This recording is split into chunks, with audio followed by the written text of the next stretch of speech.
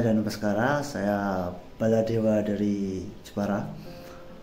Saya pertama kali mengenal Dewa, bukan mengenal sih, lebih tepatnya pertama kali saya mendengarkan lagu Dewa 19 itu sekitar waktu saya SD kelas 4. Waktu itu di salah satu acara stasiun televisi, pertama kali lagu Dewa yang saya dengarkan adalah lagu yang berjudul Kangen.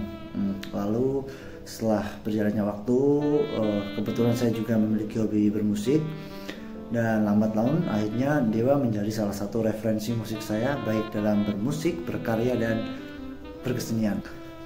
Lalu bagi saya Dewa 19 bukan hanya sekedar band yang perform lalu selesai. Saya melihat Dewa 19 lebih dari itu. Saya melihat Dewa dari musikal mereka yang menurut saya memang luar biasa, salah satu yang terbaik di Indonesia untuk saat ini. Juga selain musiknya, saya juga mencoba melihat lebih jauh lagi tentang lirik-lirik yang ada di setiap lagu Dewa 19, terutama dari lirik yang diciptakan oleh Mas Ahmad Dhani yang memang sangat luar biasa, sangat penuh makna, penuh filosofis, dan memang sangat luar biasa menurut saya.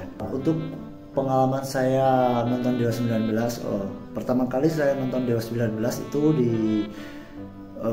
Yogyakarta. Waktu itu tahun 2020 awal, ketika Mas Dhani keluar dari penjara waktu itu, dan Dewa 19 mengadakan tur bintang 5 di beberapa kota.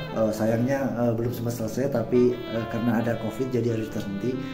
Saya sempat menonton salah satu konsernya, yaitu di kota Yogyakarta, dan first impression itu merupakan konser Dewa pertama yang saya tonton secara langsung, dan itu merupakan salah satu cita-cita saya dari dulu, karena kebetulan kota saya jauh dari metropolitan, jadi agak tidak memungkinkan Dewa 19 datang ke kota saya. Jadi alhamdulillah waktu tahun 2020 itu akhirnya, setelah saya menabung tentunya karena saya masih sekolah waktu itu, akhirnya saya bisa nonton Dewa 19 secara live, dan itu pertama kali, dan itu sangat berkesan, dan saya ada sensasi yang luar biasa yang saya dapatkan, melihat bagaimana band yang biasanya cuma bisa saya dengarkan, cuma bisa saya saksikan lewat layar televisi atau layar HP, akhirnya saya bisa menyaksikan secara langsung band kebanggaan saya, band yang saya idolakan dan menjadi inspirasi saya secara langsung. Bagaimana melihat sayatan gitar Mas Andra yang sangat luar biasa, dan juga tentunya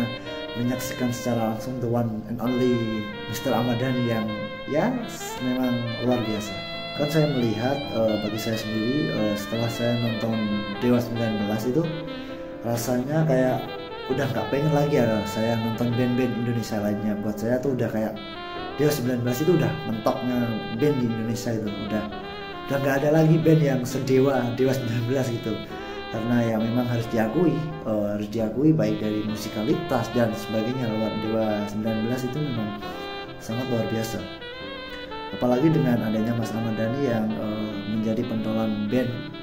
Dan tentu saja saya melihat Mas Ahmad Dhani adalah sosok orang yang memang luar biasa.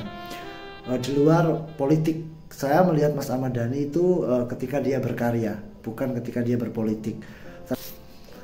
Dan saya melihat sosok the one and only Mr. Ahmad Dhani memang sebagai salah satu leadership pentolan band yang menurut saya sangat luar biasa.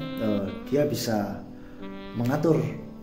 Memang di Dewa 19 isinya memang musisi-musisi hebat semua, dan tentunya sangat sulit menyatukan musisi-musisi hebat dengan tentunya dengan ego mereka. Tapi Mas Ahmad Dhani bisa menyatukan mereka, meskipun orang-orang justru melihat Mas Ahmad Dhani itu justru yang paling memiliki ego tinggi, yang paling arogan dan sebagainya. Tapi saya melihat sosok Mas Ahmad Dhani itu justru beliau itu seseorang yang paling bisa mengerti temannya dan paling bisa memahami kondisi dan situasi, terutama di band ya. Dan saya juga melihat Mas Ahmad Dhani itu sebagai ketika dia menjadi musisi dan politis itu menjadi sebuah hal yang berbeda gitu. Saya menikmati beliau ketika menjadi musisi dengan karya-karyanya bersama Dewa 19, juga bersama Ahmad Band, Triad, Mahadewa, dan tentunya RCM dan lainnya. Dan ketika beliau menjadi seorang politisi, itu pun saya melihatnya sebagai itu pilihan hidup yang beliau pilih, dan itu pilihan hidup yang memang menjadi hak beliau gitu loh. Itu kita sebagai fans, kita sebagai Baladewa tentunya harus tetap menghargai keputusan beliau gitu. Harapan saya untuk Dewa 19 untuk saat ini sih, kalau untuk berkarya bikin lagu baru, menurut saya pribadi sih sudah nggak terlalu perlu lagi sih, karena menurut saya dengan lagu yang ada saat ini itu udah lebih dari cukup gitu loh. Ini udah masterpiece gitu loh. Justru ketika kalau saya melihat kalau Dewa 19 benar-benar bikin lagu baru, itu belum tentu akan meledak, dan itu hal itu pun saya yakin sudah tidak sadari oleh Mas Ahmad Dhani. Jadi ketika saya melihat Dewa 19 melakukan kolaborasi, Dewa 19 melakukan rejuvenate karya-karya lama dan juga merekam lagu yang di beberapa album lama yang belum terekam seperti Juliet, Tangis Terakhirku, itu merupakan salah satu langkah yang menurut saya cerdik dan brilian dari Mas Ahmad Dhani yang akhirnya tetap bisa membawa Dewa 19 eksis gitu loh.